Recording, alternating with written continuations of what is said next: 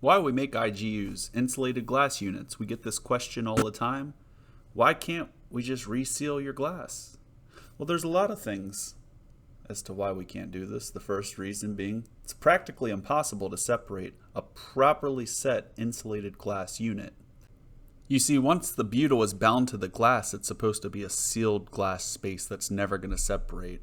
Well, once that glass fails, it allows that water to get inside. The water evaporates. It leaves behind that white, hazy mineral deposit that's actually impossible to clean. Now, if you have low E glass, it's actually going to spot rust, essentially rusting out that glass. So there's no cleaning that you can do, which is funny because everybody talks about this franchise that used to clean it.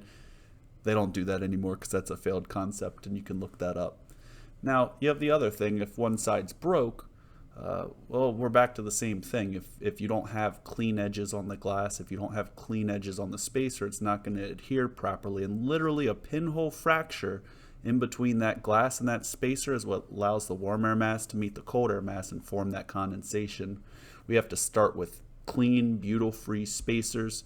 That way that when we adhere our glass to it, our, of course, clean glass that you can see here, now we take clean glass 1, clean spacer 2, clean glass 3, make a sandwich out of this, seal it up nice and tight, make sure there's no pinhole fractures. That way you're actually going to have a guarantee on this unit, not have to come back and do this in the future. And look at that, perfectly sealed every time.